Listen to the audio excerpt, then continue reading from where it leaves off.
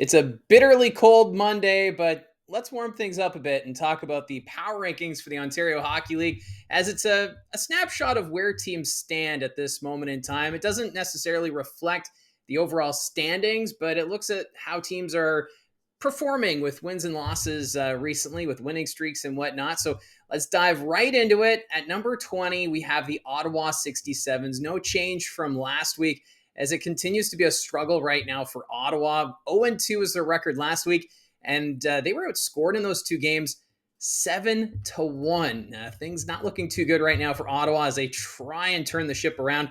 For the 67s, they're on an 8-game losing streak, but they're still holding on to that final playoff spot in the Eastern Conference standings. They're 1 point up on the North Bay Battalion. So we'll see how Ottawa can try and turn things around.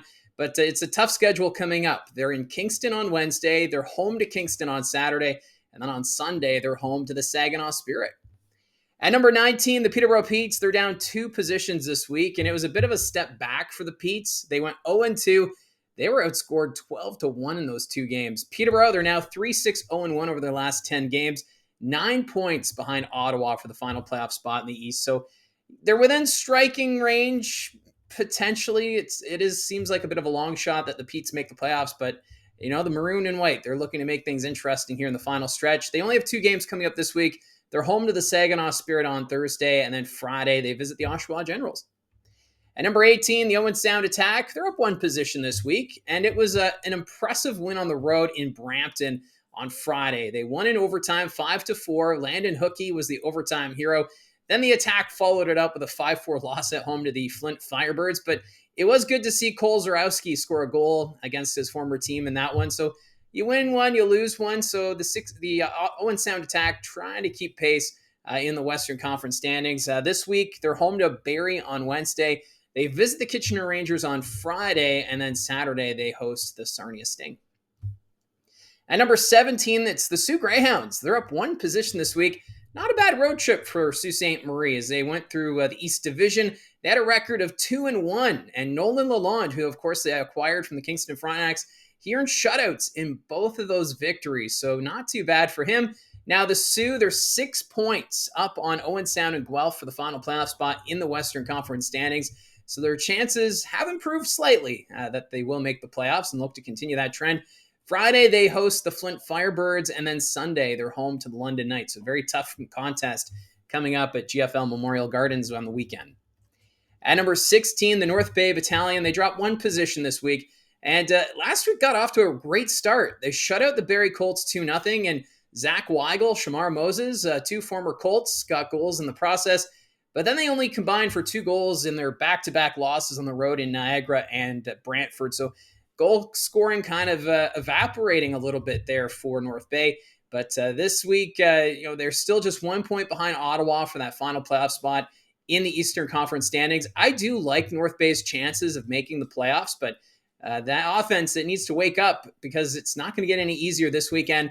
They're home to the London Knights on Thursday before hosting Sudbury on Sunday. At number 15, it's the North Bay Battalion, or 15, it's the Guelph Storm. We just talked about North Bay. 15, the Guelph Storm, they're down 1 position this week, and it was tough going for Guelph. 0-2 is their record last week, and they were outscored 12-2. Obviously, this is a young Guelph Storm team that's looking to the future, so they're going to have some learning moments, and that's kind of what you have to take from it with those 2 losses in London and Saginaw. Coming up this week, it doesn't get any easier. They have a tough schedule as well. Friday, they're home to the Brantford Bulldogs, and then Sunday, they visit the Oshawa Generals. So 2 very tough Eastern Conference opponents coming up this week. At number 14, I have the Flint Firebirds. They're up 2 positions. Now, you have to give credit to Flint. They were 1-0-1 last week and forced Kitchener to extra time where they lost in a shootout. And then they were on the road in Owen Sound and earned a 5-4 win. They had to come back to win that one as well. So after all the questions about whether or not Sam McHugh would report to the Flint Firebirds, he's done very well since the trade.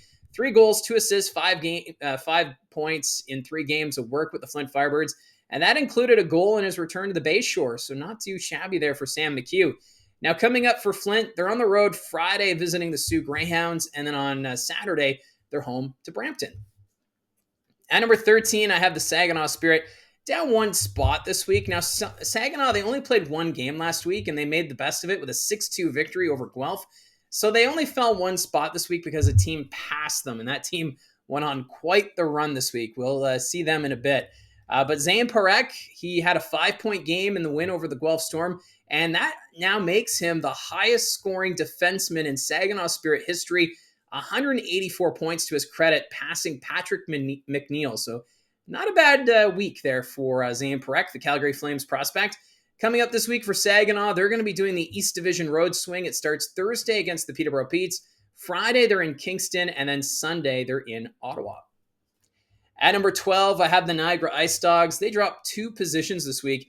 For Niagara, they held on to a 3-1 win over North Bay, but then struggled to get the puck on net in a 5-1 loss to the Barrie Colts. So for Niagara, they're still first in the Central Division by 1 point over Barrie, but there's been some concerns recently with their play. I know some injuries have creeped in here for the Niagara Ice Dogs. They're 4-5-1 over their last 10. So if we've learned anything from Niagara this season, they're a team that finds ways to bounce back. And maybe we'll see that this week as well. As Wednesday, they will be in Brantford to face the Bulldogs. Friday, they're in Erie. And then Sunday, they host the Erie Otters. At number 11, I have the Barrie Colts. No change for them from last week. Now, the Colts, they do look like they found their game. They had the big wins over division leaders Windsor and Niagara, but it didn't look so good to start the week with a 2-0 loss on the road in North Bay. That loss against the Troops extended their losing streak to 5 games, and I had them drop in the power rankings. But with the wins over Windsor and Niagara, that brought them back to 11th. So that's why there's no change from last week. So we'll see where this team goes from here. I think because in that losing streak, they looked disinterested. I did that video looking at the stats of the players, but these last 2 games, night and day difference from when we saw the Barrie Colts before that. Anthony Romani, of course, joined the Barrie Colts lineup. He was healthy and ready to go, and he's fitting in well. He's got 2 goals in his last 2 games, so not too shabby for him. And also Mil Hemming right now playing his best hockey as a member of the Barrie Colts. 2 goals in that game against Niagara. Coming up, though, Wednesday, they visit the Owen Sound Attack. And then Thursday, they host the Brampton Steelheads before taking on Brantford at the Sadlon Arena on Saturday. At number 10, I have the Brampton Steelheads. They dropped 1 position this week. Now, the Steelheads, they've been one of the better teams this month in the Ontario Hockey League. They now have points in their last 6 games, but the overtime loss to Owen Sound kind of held them back in the power rankings. And then they swept their season series with the Kitchener Rangers. So 2 wins against Kitchener this year. And right now, this Steelheads team, 10 points behind Niagara for first in the Central Division. So my question is, do they have enough runway left in the season to catch Niagara for top spot in the Central? Or just with the way the Eastern Conference is shaping up, can they clinch home ice advantage come playoff time? I think this is a very competitive Eastern Conference, and I believe Brampton's going to be right in the thick of it. It's just unfortunate that first half of the season, I think, is going to hold them back standings-wise. But if they can continue to get points, they're right now on a 6-game point streak. Who knows? We might be talking about the Steelheads challenging for top spot in the Central sooner rather than later. Now, this week, they have a big game in Barrie on Thursday before traveling to Flint on Saturday, and then a big game against the Windsor Spitfires on the road on Sunday. At number 9, I have the Sudbury Wolves. They dropped 4 positions this week. And going into the week, we knew it was going to be a tough road trip for Sudbury. I didn't expect them to go 0-3 and give up at least 6 goals in all 3 games. It was rough. And the health of Nate Krawchuk, of course, focus for Sudbury right now. He left the game against Sarnia with an injury. And then they had to call up Marcus Vandenberg as an emergency goaltender in the loss to the London Knights. So this is a Sudbury team that was on quite the run leading up to the road trip. And now we've got some question marks about the Sudbury Wolves, and we'll see if that can be addressed this weekend as they get another shot at the London Knights Friday. That's going to be on home ice. And then on Sunday, the Sudbury Wolves visit the North Bay Battalion. At number 8, the Sarnia Sting. No change for them. They only had 1 game this past week, and they made the best of it with a 6-2 victory at home against the Sudbury Wolves. And it was a big game for Lukasz Fischer. He had a hat trick in the win, while Zach Filak, a goal and 3 assists, so a 4-point night for Filak. Sarnia, they're 7-3 over their last 10 games. It's been impressive of late for what they've been able to do, and that's a better record than 3 teams ahead of them in the Western Conference standing. So with that 7-3 record over the last 10 games, they're gaining some ground on the teams ahead of them in the standings. So keep an eye on Sarnia to see if they can continue this momentum. Coming up on Friday, they're home to the Windsor Spitfires. That's always a fun matchup. And then Saturday, they visit the Owen Sound Attack. At number 7, I have the Brantford Bulldogs. They are up 6 positions this week. The Bulldogs, the biggest climber in the power rankings this week. And this team, they look like they're ready to go on a roll. They won back-to-back games over the Oshawa Generals, with the first game needing overtime. Jake O'Brien was the hero in that game. And the Bulldogs, they're now on a 6-game winning streak. The team, they're getting healthier. Of course, Luca Testa, he's back in the lineup.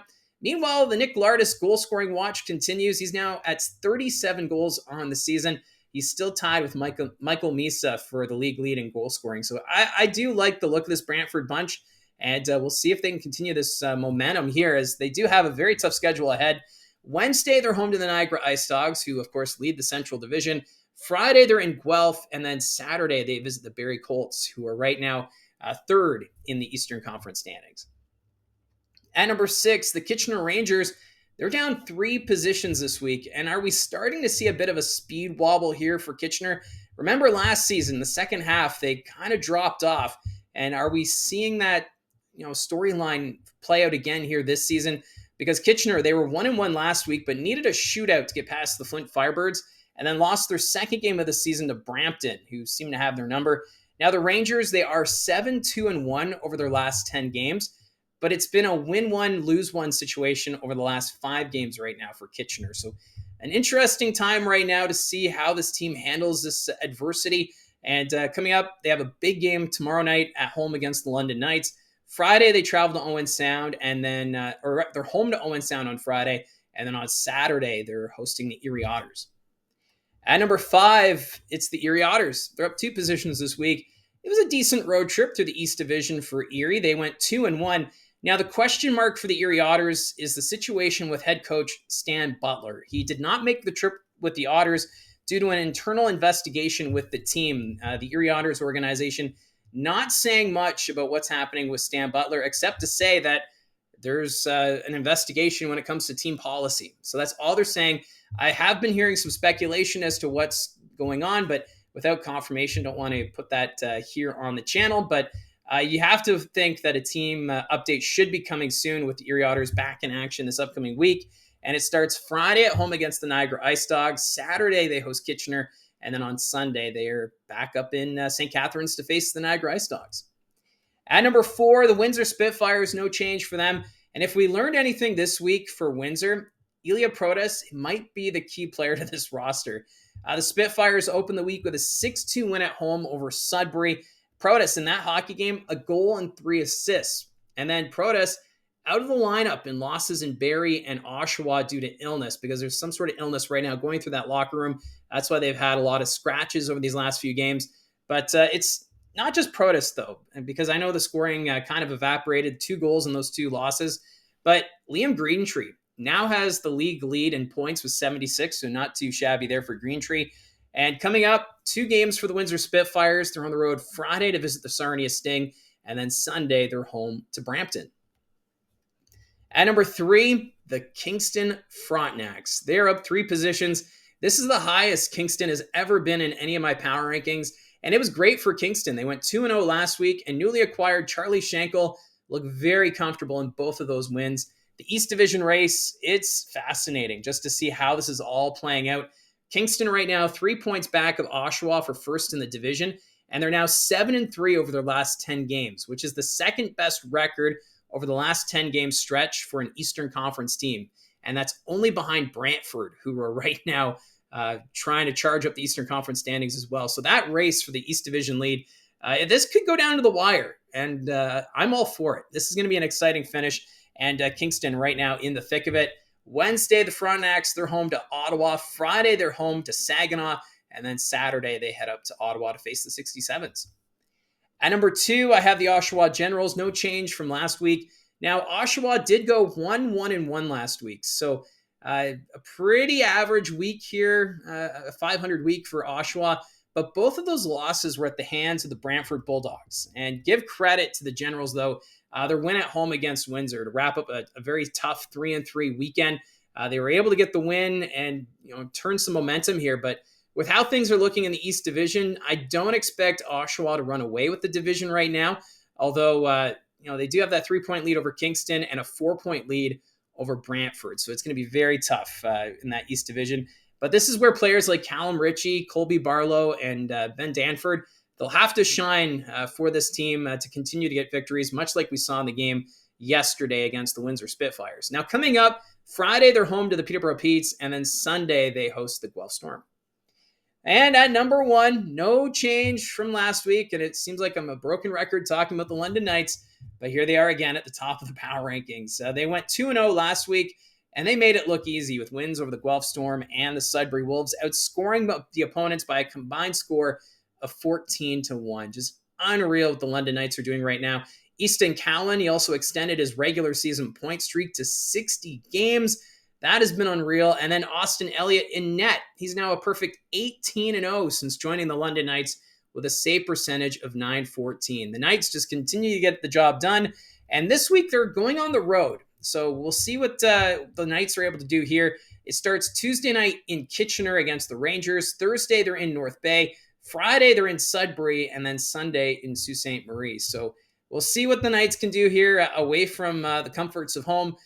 I would imagine this Knights team will continue to put pucks into the net at will.